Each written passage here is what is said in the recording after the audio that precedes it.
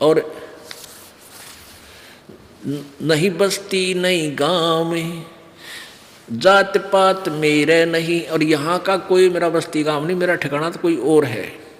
गरीबदास अनंत गति नहीं हमारे चाम, ये तेरे जैसा शरीर मेरा नहीं है, चाम वाला नहीं है।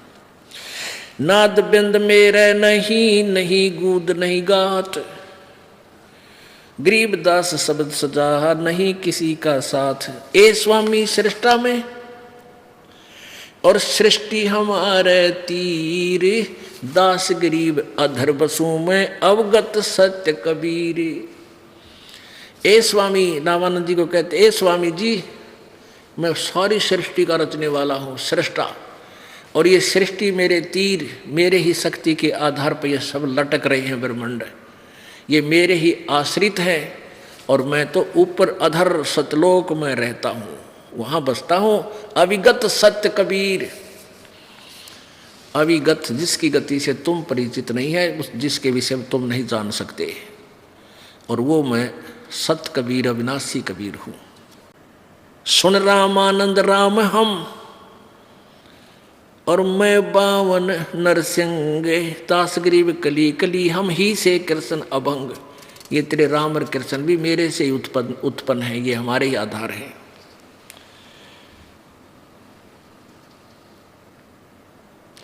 सुन स्वामी सतभाक हूँ झूठ ना हमारे रंच, कह कबीर हम रूप बिना और सकल परपंच। अब रामानंद, गोता मारू स्वर्ग में जा बैठूं पाताल, गरीबदास ढूंढता फिरूं अपने हीरे माणिक लाल। मैं तो गोता मारूं स्वर्ग में पहुंच जाऊं, कभी एक सेकंड में पाताल में बलूं, अपने लाल मोतियों हीरों यानी अच्छी आत्माओं को ढूंढ रहा हूं, आप जैसियों को। इस दरिया कंकर बहुत, यानी यहाँ निकम्मी आत्मा गणी है, और लाल कहीं कहीं ठोड़, ये बद पुण्य आत्मा कितः कितः है। और गरीबदास माणिक चुगे हम मुरजीवा नाव, ना मैं जन्मूं ना मरूं, ना मैं आऊं जाऊं, गरीबदास सतगुरु भेद से लखो हमारी ठाव। कि मैं तुम्हारी तरह जन्म मृत्यु के अंदर नहीं हूँ, आवागमन, मरा फिर पैदा हुआ फिर गया फिर आया, नहीं, ऐसे नहीं आता जाता मैं। और मेरी विशेषता किसी सतगुरु भेद से, तत्वदर्शी संत ही मेरे ठिकाने को बता सकेगा और नहीं जान सकता। तो इस प्रकार जब परमात्मा ने साथ ठोकेगा कहा, तो रामानंद जी ने सोचा भाई ये तो बात कुछ ऊंची ऊंची बोल रहा है, इतना कॉन्फिडेंस से बात कर रहा है बालक। उस दिन रामानंद जी की कुछ पूजा रह रही थी, क्यों बख्ते उठा ले गया, और रवि विवेकानंद कहने का, बच्चा तू बैठ जा, तेरे से लंबी वार्ता करूंगा, तू विश्राम कर, मैं पहले अपनी पूजा कर लेता हूँ। रामानंद जी क्या पूजा करते थे? मन में मानसिक पूजा करते थे कर्मकांड की। अब अपने जैसे अपने श्रद्धा बनाए रखने के लिए, जैसे विष्णु जी की मूर्ति सामने हो, ऐसे कर्मकांड करते हैं साकार में कि विष्णु जी की, ठाकुर जी की मूर्ति होती है, कोई पीतल की बनवा ले, कोई चांदी की, कोई पत्थर की, उसको नवाते हैं पूरे स्वच्छ जल से, स्नान कराते हैं। फिर उसके छोटे छोटे कपड़े हुआ करें, छोटे छोटे कपड़े, धोती न्यारी, कुर्ता न्यारा है, ऐसे फिर माला, कंठी डाल देते माला गले में। वैष्णुपन, ये माला की सिलसिला वैष्णु पंथों का है, कबीर पंथियों का नहीं है। ये तो भ्रमित है, सभी ज्ञान किसी को है नहीं, परंपरा देखा कंठी बांध लाएंगे। तो विष्णु जी के गले में कंठी डाली जाती है, और ऊपर मुकुट रखते हैं और तिलक लगाते हैं। उस दिन रामानंद जी ने मानसिक पूजा करा था, कोई मूर्ति नहीं थी। वो प्रतिदिन ऐसे अभ्यास हो रहा था, जैसे कल्पना करी सामने मूर्ति आ गई, जैसे सपना देखा करें, स्वप्न में होता है ऐसे मूर्ति को जैसे अपने हाथों से नवाया, फिर स्वच्छ पहले वाले कपड़े उतार दिए, फिर नवा के और स्वच्छ कपड़े धोती बांधी, कुर्ता पढ़ा दिया छोटा सा, और फिर गले में उस दिन कंठी वो माला डालनी भूल गए तुलसी की, और तिलक ला दिया, ऊपर मुकुट रख दिया सिर पे, और वह माला रहेगी, माला ना डाली। अब जिस दिन पूजा करते हैं, मुकुट रखने के बाद माला उतारी नहीं, मुकुट नहीं उतरे, मुकुट उतार दिया तो पूजा खंडित होगी। और जब कंठी यानी पूरा श्रृंगार ना हुआ और वह माला रहेगी तो भी पूजा अधूरी। अब रामानंद जी ने देखा तो चाला बहुत जुल्म हो गया भाई, अपराध लगेगा मुझको।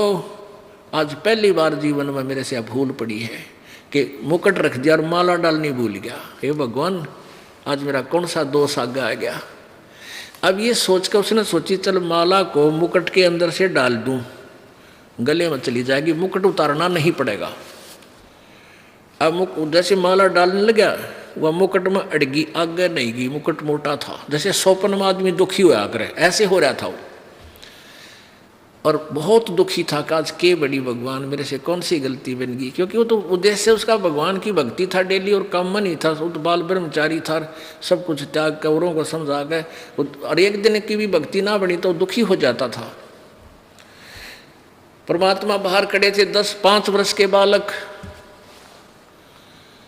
और अंदर से कहने लगे स्वामी जी चिंतित ना हो, इस माला की इस कंठी की गुंडी खोल ले, गांठ खोल ले, और फिर गले में डाल के गांठ बांध दे, मुकुट उतारना ना पड़ेगा। ओए होए होए। अब रामानंद जी ने देखा ना कोई सामने मूर्ति ना कोई माला दिखती, अरे इस बालक ने मेरे मन की बात बता दी।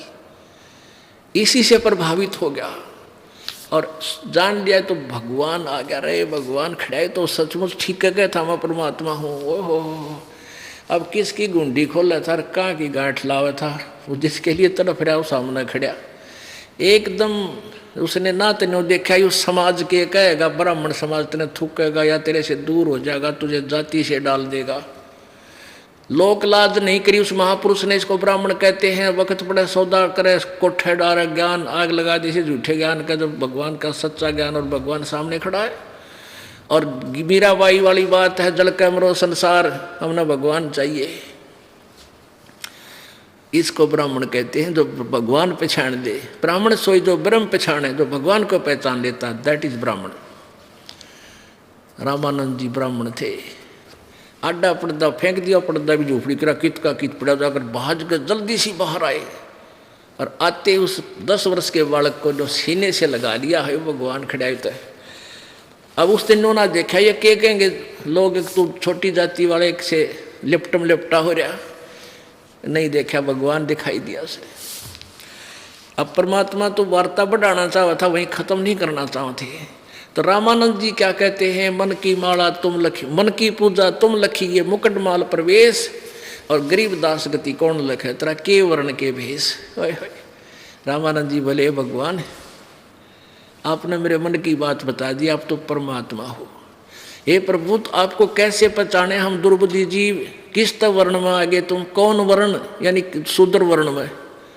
अरे एक बालक रूप में धोती बांधे खड़े आपको, क्योंकि ये तो भगवान मान रहे थे, शंख चक्र गदा लठ लाठ ले रहे हो, उन भगवान माने त्रिशूल ले रहे हो को तो सीधे ठोक दें।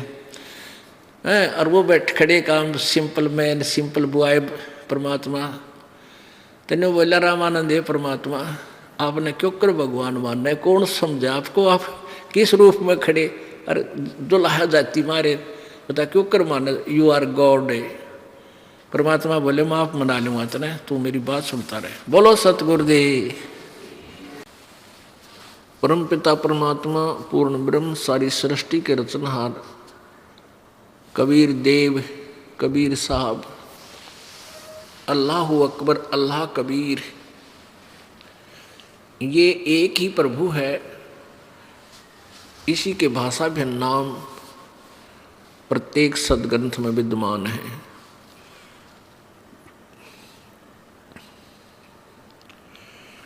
ये पूर्ण परमेश्वर है, हम सभी इसी परमेश्वर के बच्चे हैं। ये वो परमात्मा है जो 600 वर्ष पूर्व बनारस में काशी शहर में भारतवर्ष की पवित्र धरती पर 120 वर्ष तक एक तत्वदर्शी संत की भूमिका और एक जैसे एक सुयोग्य शिष्य की भूमिका और सुयोग्य नागरिक की भूमिका तथा एक ऐसा जीवन जीकर कि जैसे बहुत गरीब व्यक्ति हो, अपने हाथों से काम करके निर्वाह करके अपना कार्य करके अपना जीवन निर्वाह कर रहे हों। वो हमें एक उदाहरण देना चाहते थे कि पुण्यात्माओं, तुम काल के जाल में फंसे हुए हो, तुम यहाँ केवल माया जोड़न की होड़ लगाए बैठे हो, तुम्हें परमात्मा का ज्ञान है नहीं, परमात्मा के विधान से तुम परिचित हो नहीं, काल प्रेरित हो गए, आप केवल यहाँ खिलौनों से खेलते रहते हो। जिसके संतान नहीं है वो रो रो के भगवान के आगे दूसरी डिमांड नहीं रखता, मेरा संतान दे दे। और निर्धन है वो केवल एक का डिमांड करे, मेरा गुजारा हो, मन धन दे भगवान, मुझे धन दे परमात्मा। और पुण्यात्माओं, इस डिमांड से कुछ नहीं मिलना आपको, क्योंकि सभी मांगते हैं परमात्मा से, मैं राजा बन जाऊं, मैं ऐसा बन जाऊं, मेरी नौकरी लग जाए, मेरा लड़के हो जाए, मेरे ऐसा हो जाए, धन हो जाए। ऐसे कुछ नहीं होगा, क्योंकि आपके संस्कार में जो है वही आपको मिलेगा। फिर उसके लिए दौड़ धूप करते हैं, कोई चोरी करता है, कोई डाके मारता है, कोई मिलावट करता है, कोई रिश्वत लेता है, 100 पंगे पाते हैं और फिर भी वैसे के वैसे रह जाते हैं। तो एक तो आप ये विचार कर लेना, अपने हृदय में गांठ लगा लेना, नोट कर लेना कि आपको जब तक आप पूर्ण परमेश्वर कबीर जी की शरण में नहीं आओगे, पूर्ण परमात्मा की शरण का तात्पर्य है कि उनके पूरे संत, पूर्ण संत के माध्यम से आप परमेश्वर की ओट लोगे, शरण ग्रहण करोगे, तब तक आपको केवल वर्क डन, आपका किया कर्म मिलेगा। किसी भी जन्म में आपने पाप किए हैं तो पाप भोगोगे, पुण्य किए हैं तो पुण्य भोगोगे। उसमें कोई परिवर्तन ना ब्रह्मा जी कर सकते, ना विष्णु जी, ना शिव जी, ना ये ब्रह्म कर सकता, ना पर ब्रह्म कर सकता। केवल परम अक्षर ब्रह्म, वो कबीर देव, वो कबीर साहब, वो सत्य पुरुष कर सकता है। और वो भी उनका करता है जो उस परमात्मा के मर्यादा में रहते हुए परमात्मा के नाम का जाप करता है। अब जैसे प्रभु ने कहा कि राम नाम रटते रहो जब तक घट में प्राण, कदे तो दीन दयाल के भनक पड़ेगी कान। अब यहाँ सोच लेते हैं अज्ञानता के आधार पर कि कबीर जी ने राम राम कहने का आदेश दे रखा है। नहीं, राम नाम, राम नाम माने राम का नाम। उस राम का नाम, परमेश्वर का नाम कौन सा है? वो मंत्र वो गुरु जी देंगे।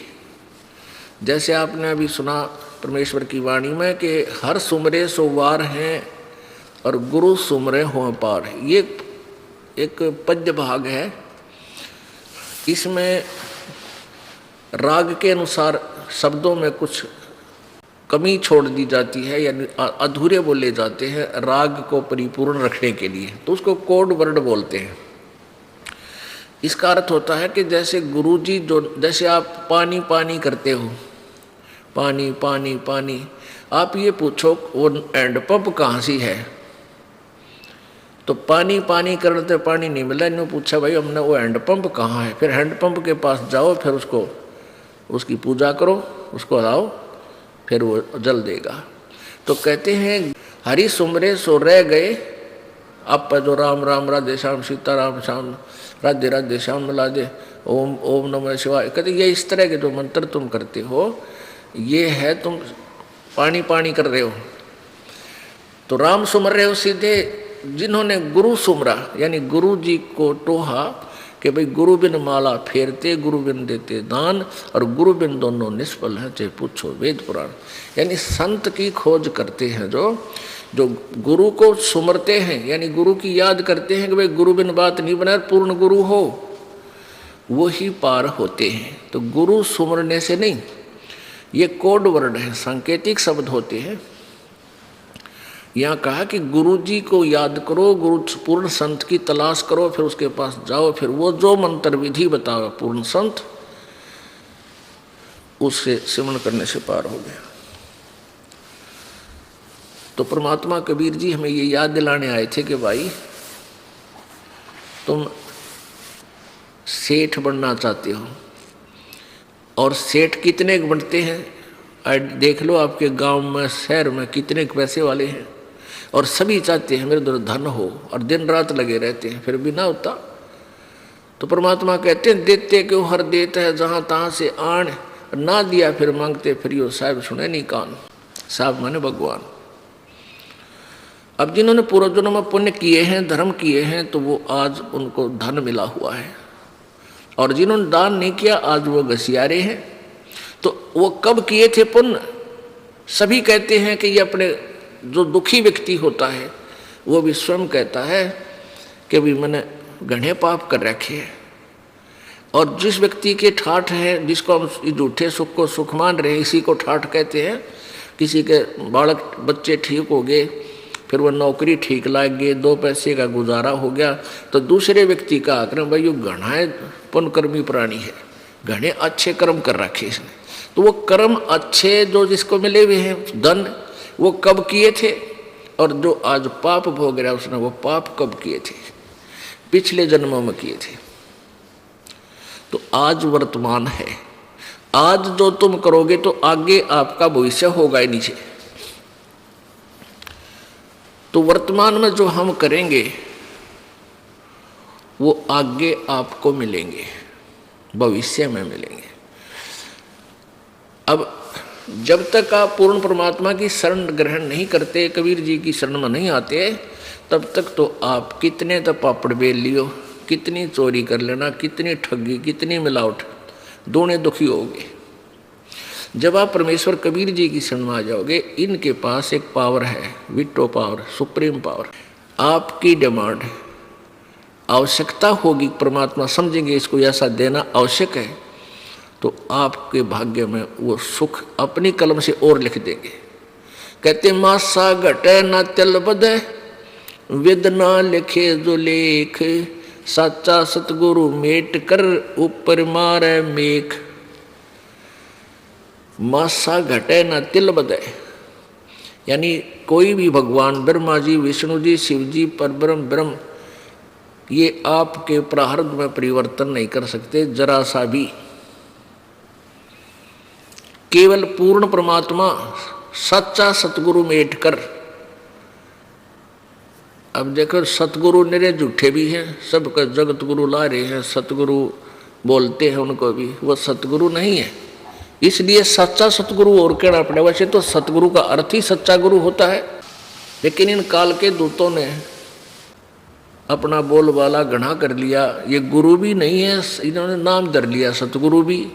तो इसलिए कहा कि सच्चा सतगुरु मेट के, सच्चा सतगुरु ऊपर मारे मेघ, यानी आपके पाप कर्मों को भी पूर्ण परमात्मा कबीर जी नाश कर देंगे, खत्म कर देंगे। जैसे यजुर्वेद अध्याय नंबर 5 के श्लोक नंबर 32 में कहा है, कबीर अंगारी असी। अंगारी माने बंधनों का अग माने अग माने पाप, अरि माने शत्रु।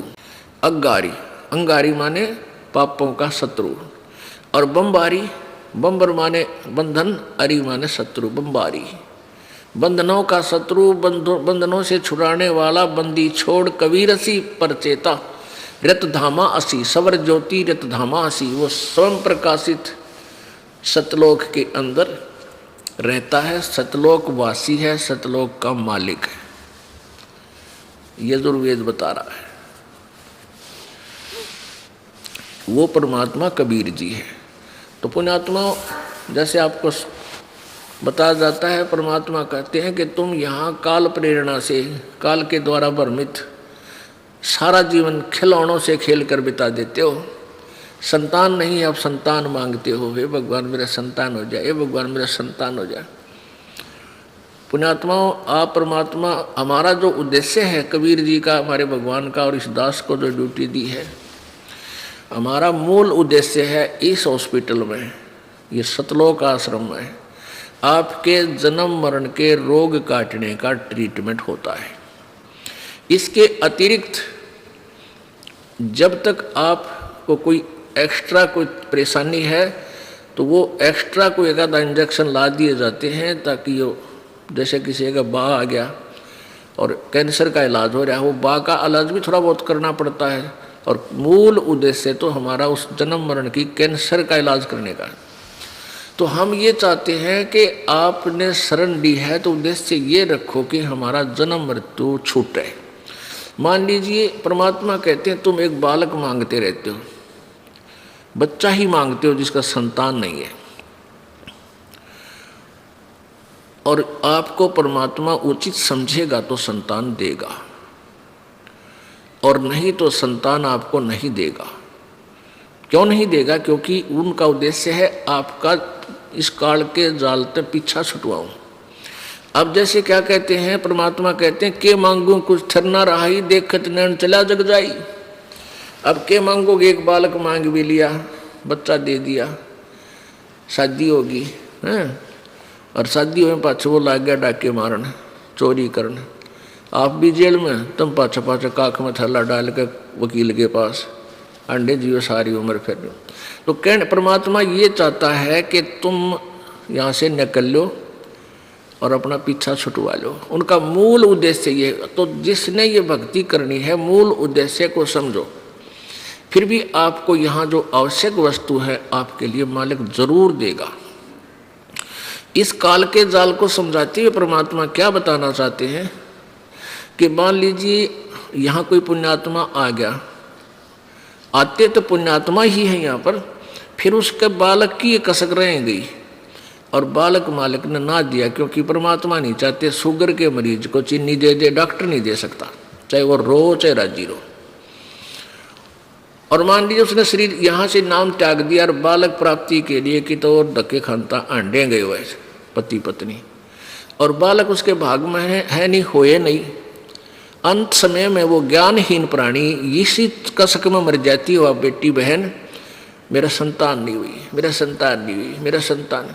फिर काल के करेगा, उसने जहाँ जो जिसकी जिसी मनोकामना लास्ट में होती है उसको उसी ही फुल कर देगा। फिर अगले जन्म में उसने कुतिया या सूरी बना देगा उस बेटी को, और नो का गले जा मिले 18-18 कट्ठे, या तेरी संतान क्या आज कर दूँ तेरे वारी नारी। फिर वह सूरी बनकर जन्मे जाएगी, एक ब्यात पर 18।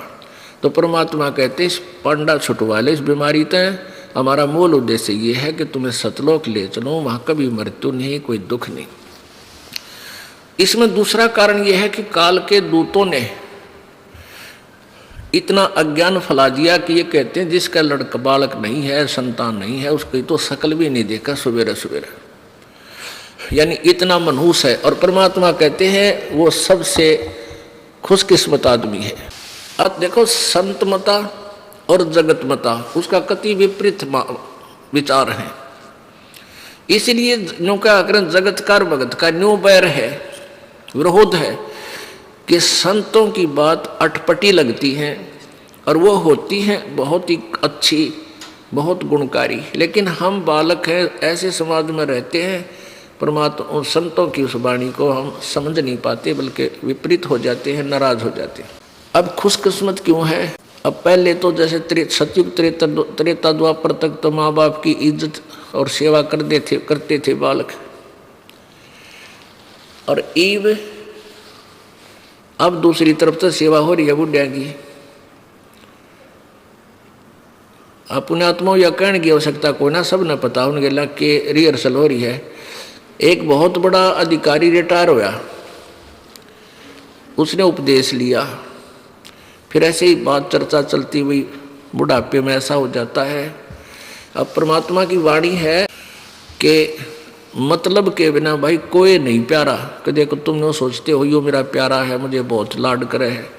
कहते हैं जब तक बैल चले हड़िये में, जब तक बैल चले हड़िये में तब तक डालें चारा, और वृद्ध होया जब नाथ काट दी वो घर घर लाठे खा रहा। अब वो बैल जब तक काम करने जोगा था तब तक उसकी खूब सेवा होती थी, उसको चारा मिलता था। जब वो वृद्ध हो गया, उसके लागे अस्थि पंजर दिखण, पैर आपस में टकरा कर चलने लगा, तब उसको काट कर उसका रस्सा और बार मार दिया, लठ घर घर धक्के खा रहा है। तो इतना स्वार्थ से हम उनको प्यार करते हैं। पहले नहीं कहते मेरा बैल मेरा बैल, जब तक बैल चले हलिये में तब तक डाले चारा, वृद्ध होया जब नाथ काट दी घर घर लाठे खारा मतलब के बिना कोई नहीं प्यारा, मतलब के बिना कोई नहीं प्यारा। फिर क्या बताते हैं, बिरध होवे जब पड़े खाट में सुने वचन खारे, बिरध होवे जब पड़े खाट में सुने वचन खारे, कुत्ते तावण का भी सुख को न ये छाती फूकण हारे। अब बुढ़े बड़े हो जाते हैं बेचारे, ना उठने जोगे ना बैठने जोगे, ना अख्यात खास दिखे, और पुत्र वधू कह के जावेगी उसने अपनी सास ने देखती रही है कि देख कुत्ते बढ़ जा भीतर घर में। अब बुढ़िया बेचारी ना ऐसा दिखे खास की तो काम भी लाग जाए, को बालक रोन लग जाए, उन्हें खिला रही है, को कुत्ता बढ़कर दूध खिंडा गया, दूध को खराब कर दिया कुत्ते ने। उसकी पुत्र वधू आई बाहर से, आते उसने देखा सारे आंगन में रसोई में दूध ही दूध है। तो बुढ़िया तई सुनाई श्लोक, अगर थारा तुम्हारा तो कुत्ते तावण का भी सुख को ना क्यों छाती फूकती है मेरी बैठी बैठी यहाँ पर। तो परमात्मा कहते हैं बूढ़ा हुआ जब पड़े खाट में सुने वचन खारे, और कुत्ते ताण का भी सुख को ना तुम छाती फूकना रे। तो पुण्यात्माओं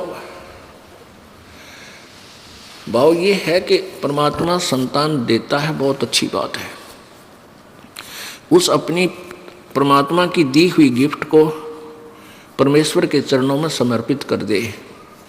उन बच्चों का परमात्मा के ही बालक जानकर आप उनका नौकर जानकर, क्योंकि हम उस मालिक के नौकर हैं और उस मालिक ने हमें बच्चे दे दिए, उनकी सेवा करें खूब परमात्मा के बालक जान के।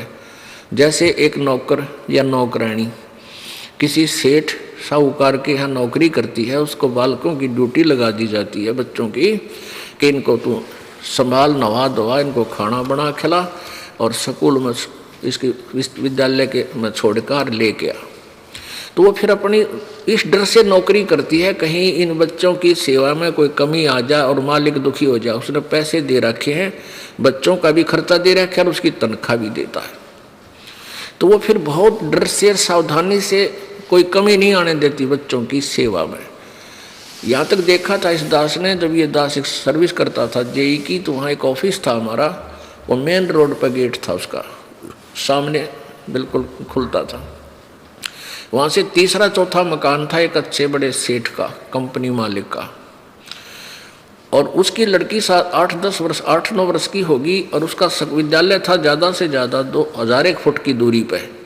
तो उसकी एक नौकरानी रखी हुई थी, वह नौकरानी उसको सुबह छोड़ आती, पैदल ही जाया करती, थोड़ी ही दूरी पर था। वहाँ गाड़ी गुड़ी कार वगैरह उसने नहीं लगाई थी, जानबूझ के बालक से थोड़ी दूर चला जाएगा आ जाएगा।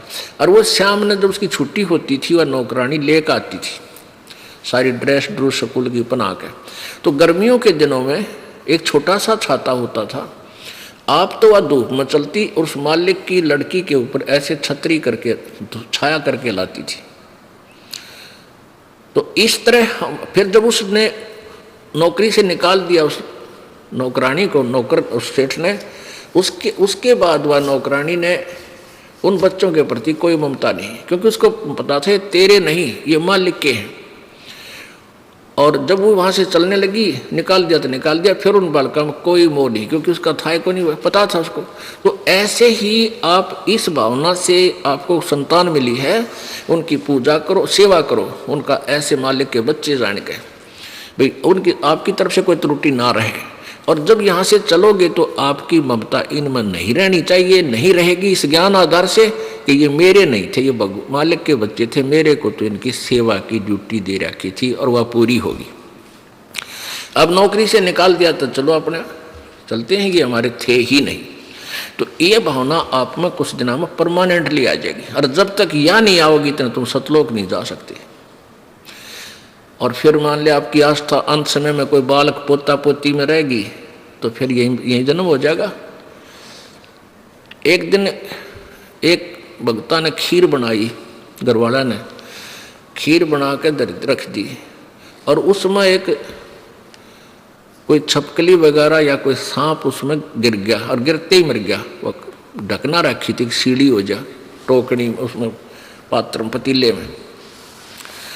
और एक कुतिया बैठी थी, उस कुतिया की नजर पड़ गई। उस कुतिया ने वो खीर का पतीला सारा उछल दिया, यानी नीचे गिर दी ठाके।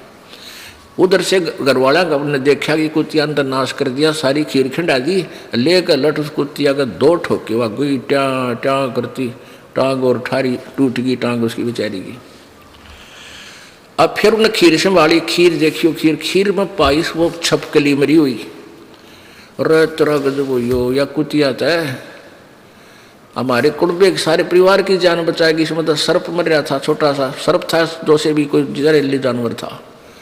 ओहो, फिर उस कुतिया ने ले आए, उस कुतिया के ऊपर रहम हुआ उनको।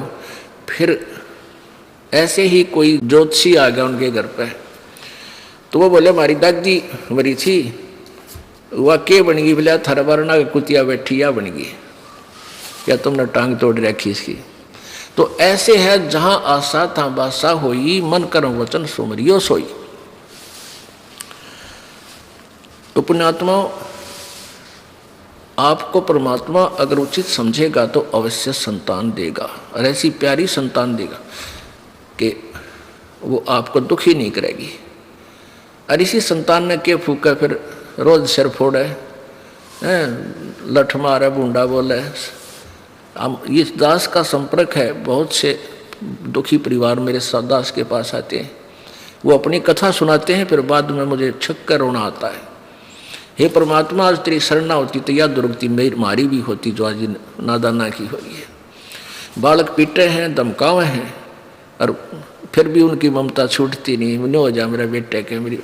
तो ये तो अच्छी बात है, लेकिन उनको लाइन पे लाओ। भगवान की दिख शिक्षा उन्हें मिली नहीं, अच्छा ज्ञान मिला नहीं, रहम उनमें आ नहीं सकता। भगवान की भक्ति से दया उत्पन्न होती है, अंदर से वो पाप खुरापात खुरचे जाते हैं मालिक के भजन से, दान से। दया धर्म का मूल है, पाप मूल अभिमान, और तुलसी दया ना छोड़ियो जब लगट में प्राण। तो ऐसे परिवर्तन होगा तब तुम सुखी होगे। फिर भी परमात्मा अगर कोई लगा है, अर्ज करता है, धीरे धीरे उस परिवार को भी शरण में ले लेगा, पर दृढ़ता से लगा रहे। छोटी मोटी ठूं ठां तो चलती ही रहती है। तो ऐसे हम परमात्मा यही बताना चाहते हैं कि मालिक एक, अब जैसे कहते हैं, कहावत है, कथा सुना करते हैं बालक में, बचपन में, एक बहन का बालक ना थे, और ये समाज इतना काल के दूतों द्वारा इतना भ्रमित कर दिया कि जिसका संतान नहीं उसका जीवन व्यर्थ है, न्यों मान रखे। और संत न्यों कहते हैं उस जैसा सुखी पृथ्वी पर नहीं, जब वो नाम ले रहा होता है, बिना नाम वाला तो वो भी दुखी है, वो भी व्यर्थ है उसका जीवन। यदि सच्चे पूर्ण संत से उसके पास उपदेश है, उसके साथ सुखी पृथ्वी पर नहीं। अपनों के हैं बुढ़ापे में कोई सेवा करनी आ चाहिए, अरे परमात्मा की भक्ति करते रहे, इसी बीमारी ना हो तो सेवा की जरूरत पड़े तो चलते चलते हाथ में तेरा शरीर छूट जाए। तो उन सेवादारों की भी डिमांड क्यों रखे बे, मतलब कौन तेरी सेवा करेगा इसे बूढ़े कलयुग में। और मान लीजिए किसी के बेटा बेटी पुत्र वधु भागवान आ गई, पिछले संस्कार में कोई दया भाव है उनमें, और आप कहोगी कैंसर, वो आपको नवा दवा सकते हैं, दवाई दवा सकते हैं, समय पर आपका आहार चाह पानी दे सकते हैं, पर वह चीज़ कैंसर की तो तन्ने भोगनी पड़ेगी। वो कैंसर की पीड़ा तन्ने किल की मारनी पड़ेगी, बेटा बेटी तरह कुछ नहीं सहारा कर सकते। तो उन बच्चों के लिए जो तूने सारा जीवन बर्बाद कर दिया, सारा जन्म खो दिया, भगवान भजा नहीं, और वो पाप तेरे ऊपर सारे आगे पहाड़ की तरह गिर गए। अब वो अच्छे बच्चे भी हैं, बताओ के सेवा करेंगे? तेरी अच्छी आत्मा होंगी, बैठ कर रो लेंगे अपने पिता के पास, माँ के पास, कि हमारे माता पिता बहुत दुखी, कैंसर होगी इनके। तो इस प्रकार हमने अपने जीवन में बहुत प्रयत्न करने की आवश्यकता है, और फिर आप भी सुखी, आपके बालका ने भी मालिक के चरणों में लगाओ, सुख हो जाएगा। कुछ कहावत हैं, ये बहुत शिक्षाप्रद होती हैं, लगती हैं उठपटांग से, तो इनके ऊपर हमने विचार करना चाहिए। अब जो प्रसंग चल रहा है, ये विषय हम बदल रहे हैं। परमात्मा कबीर जी हमें ये सदुपदेश देने आते हैं, यथार्थ ज्ञान देने आते हैं। वो चारों युग में आते हैं परमात्मा कबीर जी, चारों युग में आते हैं, और प्रत्येक युग में ऐसे ही सतलोक से चलकर यहाँ पृथ्वी पर आते हैं, और अपनी प्यारी आत्माओं को जो उनके पूर्व जन्म के कभी भगत थे, फिर वो रह गए ना पा रहे, अब फिर दुर्गति में साझा हो रहा है। कोई भक्ति भी कर रहे हैं, वो भी शास्त्र विरोध कर रहे हैं, उनके पास पहुंच जाते हैं, उनको अपनी शरण में लेते हैं। चारों युग में संत पुकारे, कूक कहा हम हेल रे, हीरे माणिक मोती बरसे, ये जग चुगता ढेल रे। परमात्मा कहते हैं कि कबीर परमेश्वर जी कह रहे हैं कि चारों युग में मेरे संत भी आवाज लगा लगा कर कहते हैं, और मैं भी आता हूँ, मैं भी आवाज लगाता हूँ। हेला, हेल माने हेला देकर, रुक के मार मार के आवाज लगा कर, तेज आवाज से गरज गरज के बोलते हैं, पर हमारी बात ये लोग सुनते नहीं, इन नकली संतों की बातों को यकीन कर लेते हैं।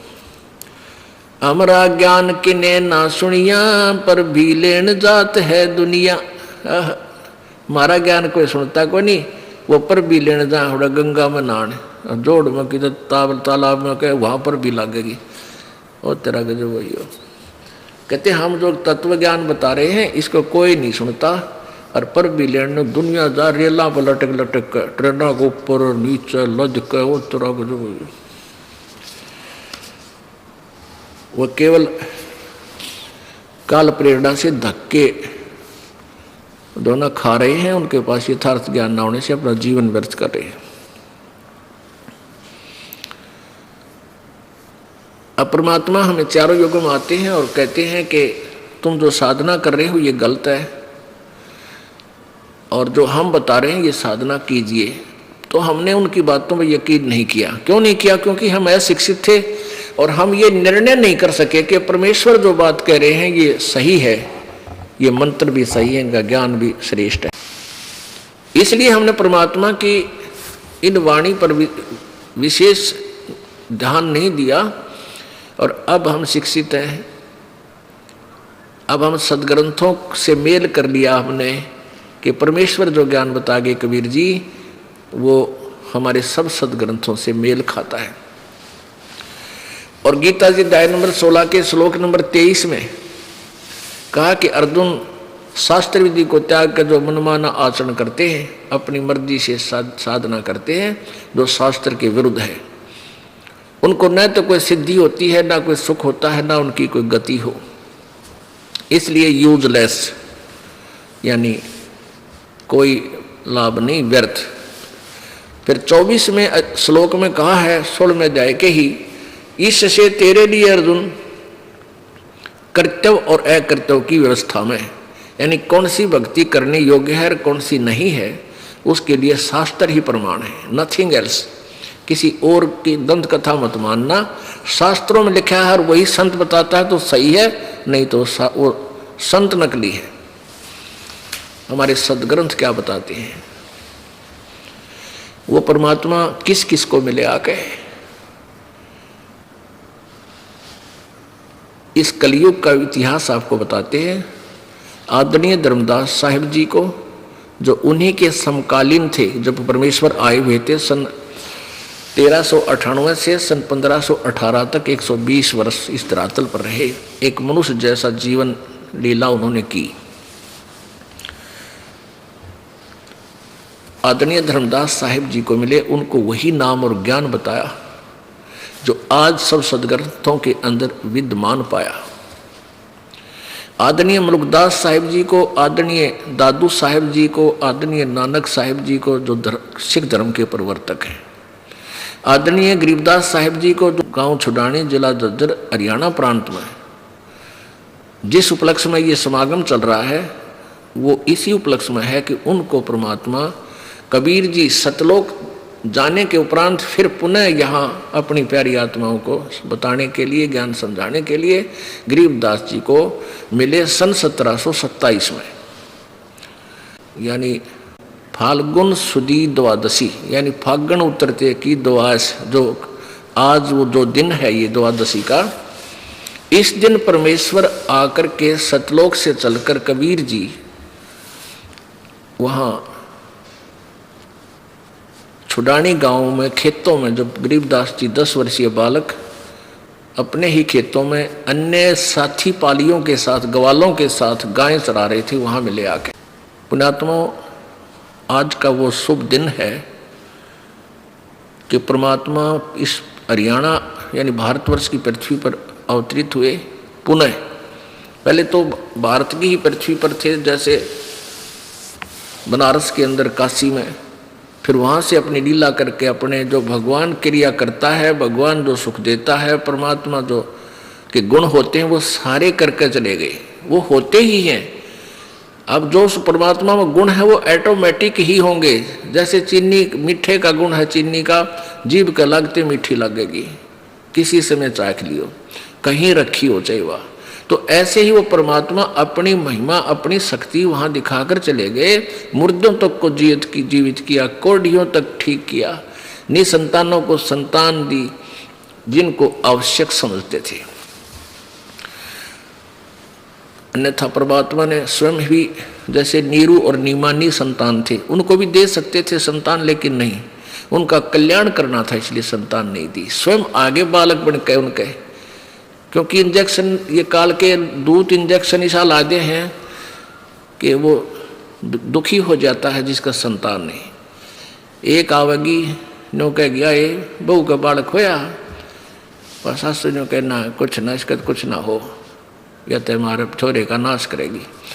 ये वह बेचारी दुखी हो जा सुन के इस तरह के ये तीर इंजेक्शन लगते हैं। फिर वह किसी ना किसी तरह कोई भी सो जुगाड़ जोड़ते, उसको कितना कुछ बता दे, बेचारी ने सोचे मेरा संतान हो जा। ये रोज के ताने लगे हैं, इन तो पांडा छूटे। अब जैसे ये ज्ञान आपको हो जाएगा, फिर ये संसार में हमारे प्यारी आत्मा, बच्चे बेटे जो यहाँ से जाते हैं, रहते उसी समाज में है, के नहीं है। फिर कुछ दिन पीछे आ जाएगी कोई रिश्तेदार, वह भी पूछेगी कि बालक होया बहू का, वह फिर सासू ने तो वह श्लोक फिर बोलने, तो एक भूल सी पड़े दूसरा ला जाए, फिर भूल सी पड़े तीसरा और आ जाएगा, यानी उस बेचारी को जीण नहीं दे। तो पुण्यात्मा उस सत्संग सुनने से फिर आप उस आपके ऊपर उनके इंजेक्शन का असर को नहीं हो। परमात्मा चाहेगा तो अवश्य देगा, और आपके फांसी माले गलवावा, निर्तम न गलवानी की तो और जाओ गलवा लो अपनी, तो और को छोरे जिंदा वहां से ले लो। कहने का भाव यह है कि एक माई के बालक ना हो थे, और ब्याह ने भी 10-12 साल हो गए थे, उसको किसी ने बता दिया, यानी सारे 12 वर्ष में तो बहुत कुछ पापड़ बेल ले है, जिसका संतान नहीं है, धरती पर जो भी किताब बता दे वहीं पहुंचेगा। कुछ नहीं हुआ। आखिर में किसी ने बता दिया, शरफरे ने, कि गाय जहां गऊ बंध रही हो ना, उन गऊओं ने फूक दे, जला दे, तो मार, जला कर मार दे, जब तेरा संतान हो जाएगी। अब उस बेचारी ने लोगों के तानों के इंजेक्शनों के वजह से वो भी कार्य स्वीकार कर लिया। रात्रि के समय, पहले पुराने समय की बात है, मटके का ढक्कन होया कर इसका मिट्टी का, उसके ऊपर आग रख के रात ने चल पड़ी। उसका ससुर देखा था, उस ससुर की आग जाग खुल गई कि भैया किजा है तेरी पुत्र वो दूर रात ने 12 बजे। तो वो उससे काफ़ी दूरी पे अरियों देखता रहा, या के करने जा रात ने, कहाँ जा रही है।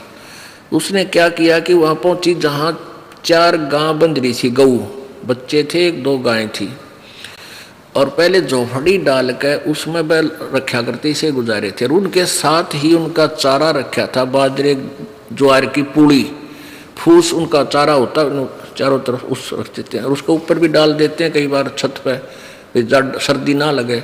और उस पूड़ियों का यानी भूस का, घास का ही आगे शटर बना देते थे।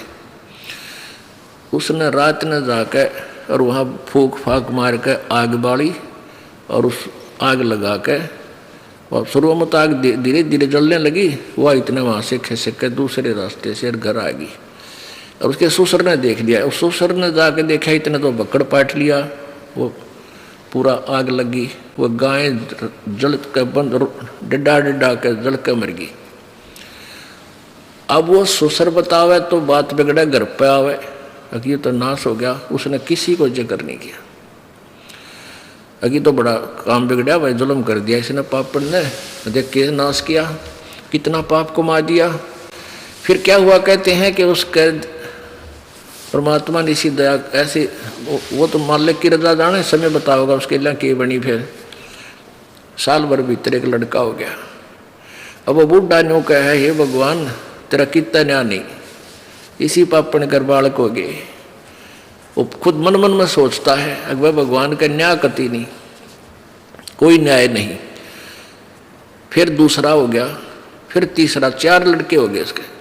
और वो बूढ़ा न्यू कहा, कहीं बैठे उठा न्यू कहा भगवान का न्याय कति नहीं।